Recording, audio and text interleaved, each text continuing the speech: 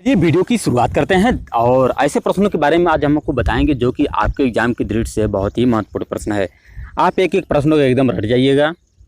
तो देर न करते हुए वीडियो की शुरुआत करते हैं और नए हैं तो चैनल को सब्सक्राइब भी कर लीजिएगा। तो देख सकते हैं पहला प्रश्न है आपके पास, AI वर्ड क्या कहलाते हैं।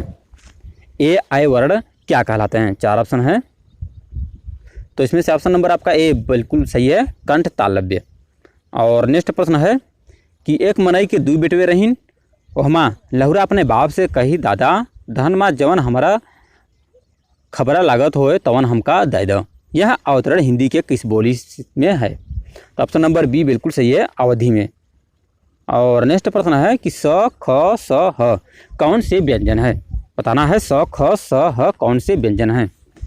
चार ऑप्शन है, देख सकते हैं इसमें से ऑप्शन नंबर आपका कौन सही है, अपना आंसर सोच सकते हैं। तो इसमें से ऑप्शन नंबर आपका सी बिल्कुल सही है, संघर्षी। करेक्ट आंसर है संघर्षी। और नेक्स्ट ऑप्शन है, नेक्स्ट प्रश्न है कि निम्नलिखित में से शुद्ध वर्तनी का चयन कीजिए। आपको बताना है शुद्ध वर्तनी कौन सा है। चार ऑप्शन है, तो इसमें से ऑप्शन नंबर आपका ए बिल्कुल सही है, तहसीलदार, तहसीलदास, तहसीलदास। और नेक्स्ट प्रश्न है कि निम्नलिखित में से कौन सा स्वर संधि का उदाहरण है। चार ऑप्शन है, बताना है कौन सा स्वर संधि का उदाहरण है।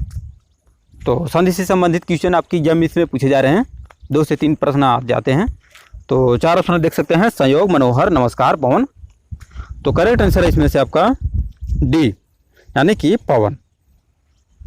और नेक्स्ट प्रश्न है कि अनुज शब्द को स्त्रीवाचक बनाने के लिए किस प्रत्यय का प्रयोग करना होगा। पूछा गया है कि अनुज शब्द को स्त्रीवाचक बनाने के लिए किस प्रत्यय का प्रयोग करना होगा। प्रत्यय का मतलब समझते हैं, प्रत्यय का मतलब जो लास्ट में जुड़ता हो, और उपसर्ग का मतलब जो पहले जुड़ता हो। तो इसमें से ऑप्शन नंबर सी आपका बिल्कुल सही है, आ। लिखित में से शुद्ध वर्तनी का चयन कीजिए। चार ऑप्शन है, तो ऑप्शन नंबर बी बिल्कुल सही है, कृपा। और नेक्स्ट प्रश्न है कि समांतर कहानी के प्रवर्तक कौन थे। समांतर कहानी के प्रवर्तक कौन थे? हिमांशु जोशी, मोहन राकेश, कमलेश्वर और मनमथनाथ गुप्ता। तो इसमें से ऑप्शन नंबर आपका सी बिल्कुल सही है, कमलेश्वर। और नेक्स्ट प्रश्न है कि सदैव में प्रयुक्त संधि का नाम है। बताना है कि सदैव में प्रयुक्त संधि कौन सी है। व्यंजन संधि, स्वर संधि, विसर्ग संधि, उपरोक्त में से कोई नहीं। तो करेक्ट आंसर है साहब बी, स्वर संधि। और नेक्स्ट प्रश्न है कि जितेंद्रीय में कौन सा समास है।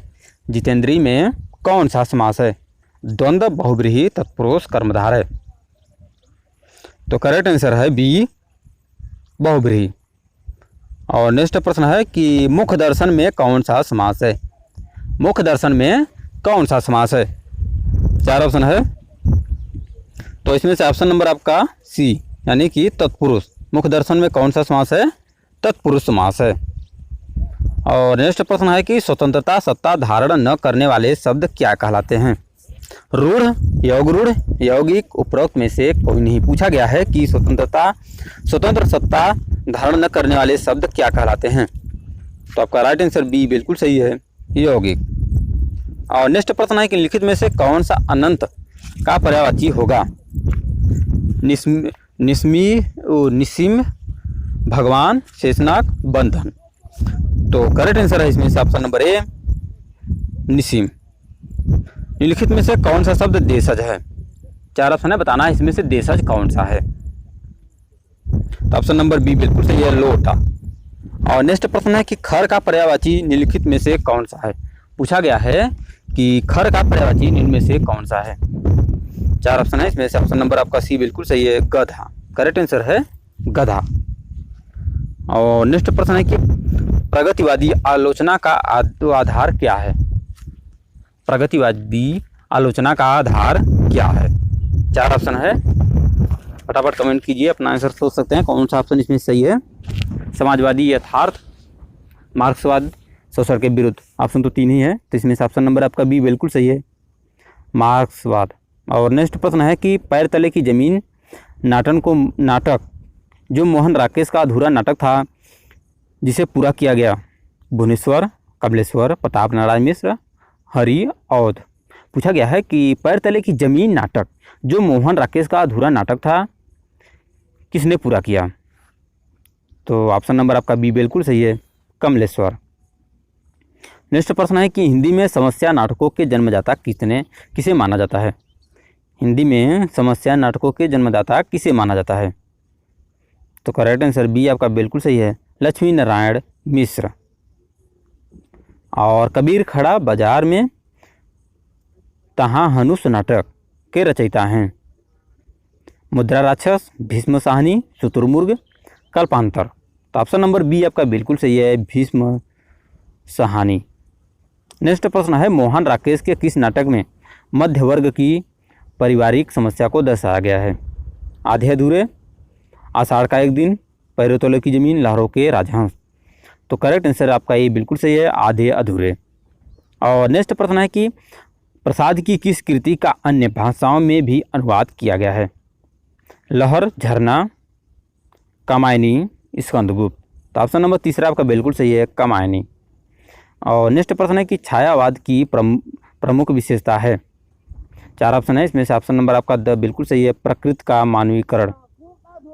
और नेक्स्ट प्रश्न है कि किन रचनाओं को क्रमशः छायावाद की प्रथम प्रयोगशाला और हिंदी का मेघदूत कहा जाता है?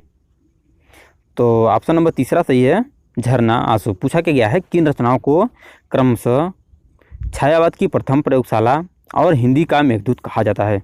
तो झरना आंसू। और नेक्स्ट प्रश्न है कि स्नेह निर्झर बह गया है, रेत सा बन गया है, किसकी पंक्ति है? महत्वपूर्ण प्रश्न है। पूछा क्या गया है कि स्नेह निर्झर बह गया है, रेत सा तन रह गया है, किसकी पंक्ति है? सुमित्रानंदन पंत, निराला, महादेवी, बालकृष्ण शर्मा। तो करेक्ट आंसर इसमें से आपका दूसरा, निराला। और नेक्स्ट प्रश्न है कि बदने तू भी भली बनी, पाई मैंने आज तुझी में अपनी चाह धनी, किसकी पंक्ति है? तो इसमें से ऑप्शन नंबर आपका तीसरा बिल्कुल सही है, मैथिली शरण गुप्त। और नेक्स्ट प्रश्न है कि हिंदी का बायरन किस कवि को कहा जाता है? हिंदी का बायरन किस कवि को कहा जाता है? तो राइट आंसर होगा दूसरा, भगवती शरण शर्मा। नेक्स्ट प्रश्न है और लास्ट प्रश्न है कि भाषा का जादूगर किसको कहा जाता है? आप में इस प्रश्न का आंसर कमेंट करके जरूर बताइएगा और नए चैनल को सब्सक्राइब भी कर लीजिएगा।